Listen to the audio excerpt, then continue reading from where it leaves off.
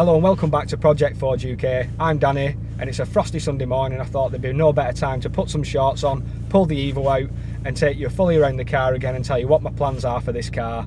I've already done a few jobs and I've got loads on the list, and this morning I'm going to be walking around and showing you exactly what I've got planned for it. One of the jobs I've already got done is the alarm. I got a company called Auto Secure, a chap called Gary. He come up and fit a Cobra Cat 1 alarm for me, which has got the immobiliser included as well. It made no difference whatsoever to my insurance, which is a bit of a pain again. I insured it as it come from Japan. These cars come with no immobilisers, they literally just come with a key because car crime's pretty much non-existent over there. So you insure the car and you think, oh, I'll put a Cat 1 alarm on, you ring them up, it makes no difference whatsoever. Cobra is now owned by Vodafone. The alarm system seems really nice. It's got the sensors inside and stuff like that. It's really noisy. I've got the boot sensor on, the bonnet sensor, so hopefully that'll keep any of them would-be thieves away from my car. After the MOT the other week, the exhaust has started blowing slightly. I don't know if it's because they've been poking around and having a good prod at it, but I've been underneath and I've actually managed to put a screwdriver through one of the points and it started blowing slightly. So I got onto the local Mitsubishi dealer near my work and I've managed to order a standard exhaust, because at the moment it's got an aftermarket exhaust on it from Catback. So I've got a standard exhaust from Catback, so it's going to be putting the exhaust system to standard again. It was just under £400. I was a little bit worried. They held the centre section in stock, but it was the back box that they were saying that if they couldn't get it from Holland where they hold their extra stock, it would have to been a slow boat from Japan, but luckily it came in time. It only took a couple of weeks. It's a lovely profile on the back.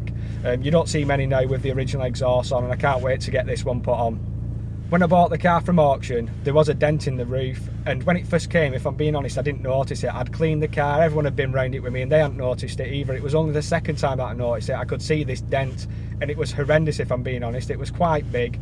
It wasn't too far on the corner or anything. It looks like they have touched it up a little bit on the lip. So I got the dent man who comes into our work, and for £40 he turned up and he said that they're really easy to get on Evos, they're really easy to work on. So he's pushed that dent out. You can't even tell it were there now, apart from where the little touch up has been put on the car. So it was one of them dents that when people look at the car they're drawn to it. It just makes it look rubbish. So I'm glad I got that done. It was well worth the £40. The next thing I want to get done, which is quite important for me, is to get a full service done and also get all the oils changed. I've rung up a company in Wigan. I'm going to be taking it to them. They've quoted me a price as well, but again, I'll make videos on all this when I'm doing it, but I'm definitely going to get the car serviced, and I'm also going to get the timing belt done as well. I think it's really important because when these cars come from Japan, I know it is quite costly when you get it done over here, but it's definitely worth it. You don't want to be having anything going wrong with that engine more than what you think would go wrong with it. So it's always better to, as soon as they land, get them fully serviced, get the timing belts done, and then at least you've got a bit of peace of mind. You've spent a bit of money and you hopefully that engine's going to keep running sweet and you're going to keep enjoying your car. When I was sent pictures of the car when I was buying it, I noticed that the ABS light was on. It didn't bother me really.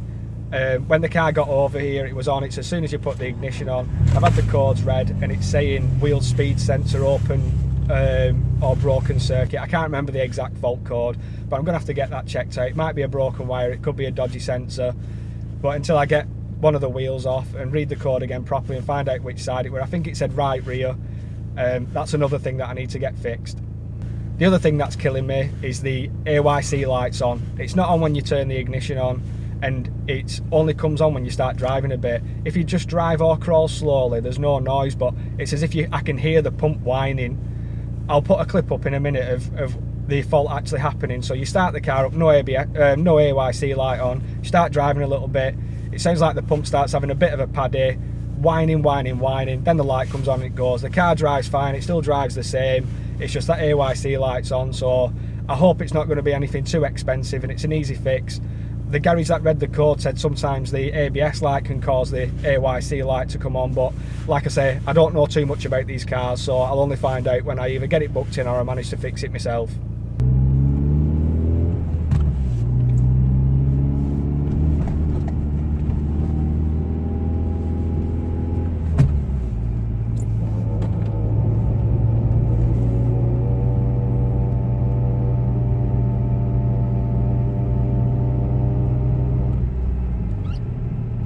Another little job that needs doing is the wiper arms. They need taking off and they either need sanding down and redoing, or if they're too badly corroded I need to source some brand new ones. The wiper blades are a bit squeaky as well, but that happens to them all I guess. On the front of the car, the front Mitsubishi badge is missing. I don't know whether the guy in Japan took this off because he thought it looked better, but everyone who sees this car usually says front badge is missing, so I'm going to get one. They're not expensive, you can get them from Rossport. I think they're about £20. I just need to find out if they come with the bolt that goes into the back of them. And also on the lower grille, it looks like it's hit something like a bird or something along its travels, maybe a bit of rubbish, and it's just damaged the mesh as well, so I need to get a new one of them. I was thinking of just spraying it black, but I thought if I'm doing it, I may as well do it properly and get a replacement grille for the bottom. I don't know if it's a bumper off job, but I'll only find out when I start doing it. Another job that needs doing is the driver's side front lip of the skirt. It looks like it's been banged. I don't know whether it happened taking it off the transport when it arrived, but it looks like it's popped the clips. Hopefully, again, they look like they'll just pop back in. Fingers crossed they do, and it's not going to turn into a job where I have to start having the bumper repaired. The last owner of this car took it up to the snowy regions apparently for a few weeks or a few months. He's fitted snow tyres to the car, which are absolutely amazing in the snow that we've just had. I can't tell you what a difference these snow tyres made when I was driving home in the snow. It just felt like there was no snow whatsoever. They are quite expensive as well. They're called Snowline as well. So what my plan is to source another set of wheels, original Evo 6 wheels, get some normal tyres put on them, keep these ones as my winter tyres, because I do plan on driving this car a lot, put them in a garage, so I've got a set with the snow tyres on, get a nice set from somewhere, get them refurbished and get road tyres put on, and that way I'll end up with a lovely set of wheels and a backup set as well in case the bad weather ever comes. The next job I'm really looking forward to is the brakes. It's got beautiful calipers on this car, Brembo brakes. They should be bright red. They look stunning shining through the wheels, but mine are faded red. I've looked at them and there doesn't seem to be any corrosion or anything like that to the calipers, so I'm thinking a good wet sand, a good brake clean, get them all cleaned up, and then a few coats of lacquer, and them should come up like new as well. I'm going to peel the stickers off and remake the stickers myself because I've got a sticker machine, and then I'm going to get that put on and lacquer over the top, and hopefully them brake calipers will really stand out again through the wheels, the newly refurbished wheels, which hopefully I can get hold of. The next thing I've got hold of are the little badges that go on the rear doors of the car. I know that the Evo 5 came with these, and I don't think that they actually are original to the Evo 6. I just like the look of them, and it just adds something, a little bit of a detail to the side of the car, because sometimes I think that with a white car as well, it just looks like a whole dump of white. But a little detail of that Evolution VI badge on the back doors, I think it's a nice subtle touch. I've seen loads of people that have done them, and the badges are, the stickers are cheap enough to buy off eBay. I'll put a link down in the description to everything that I've bought, so you can have a look yourself and buy it if you like it. This is one thing I've banged on a lot about in all my videos, and it's the missing Lancer badge on the back. I managed to get one from Torque GT, sent me a gorgeous air freshener as well. I think it's about 45–50 quid. I'll put the link again into the description below. That little panel on the back, it's absolutely screaming for that badge to be put back on. I need to do it soon. I'm going to get the car all cleaned up again, and then I'm going to start putting all these badges and these bits on as I start making my videos again. Hopefully the weather will get a bit warmer as well. A job I've already done is the front lights. They're all hazed from road use over many years. They've got that horrible yellow tinge to them. The lights are shining brighter than ever now. They look like absolute brand new. People were actually shocked at how well they'd come up. When you see them in the flesh, they look absolutely amazing. They're really bright, these HID headlights, and to be honest with you, when I'm driving on country lanes and stuff, I have a lot of people flashing me who still think I've got my full beam on.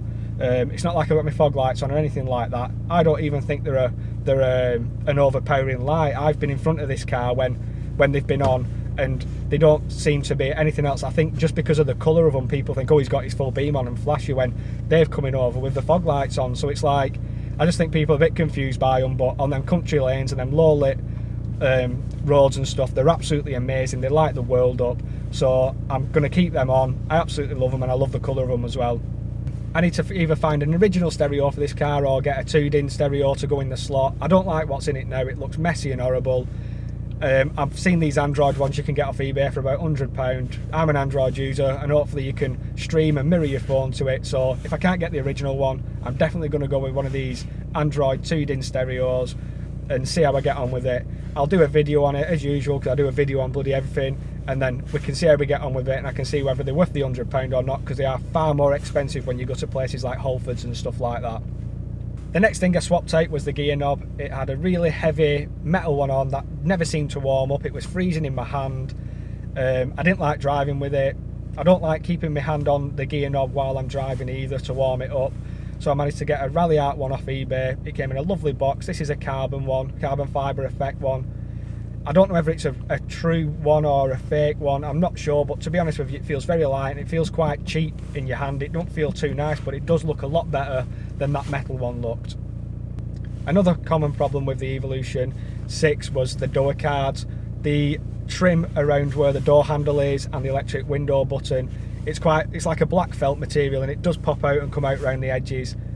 I don't know whether I'm going to be able to glue and push that back in myself, but I'll have a go. If not, I've got the upholsterer I've taken seats to in the past from Bolton.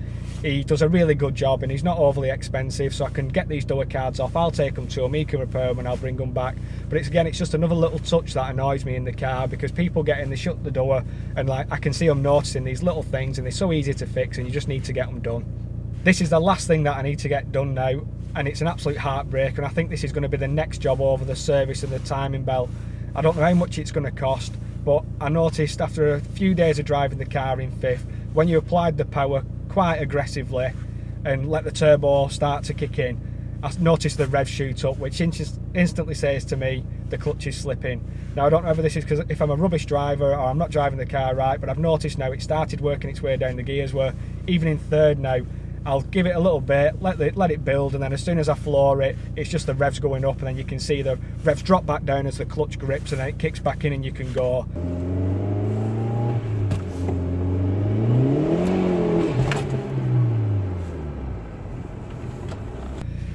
The car drives perfect if you drive it like normally, where you don't really rag it anywhere, you're just literally going through the gears softly and slowly like you drive a normal car. But if you want to drive this car like a rally car, it's not really letting me anymore, and it's started to work its way down the gears. So it's really important that I get this clutch done. I'm going to get a price for it. I'm not going to tackle this one myself. I know I did one on the Fiesta when I swapped the gearbox out and stuff, but I'm going to pay to get this one done. I want it right, and I want to be able to drive this car as it's supposed to be driven.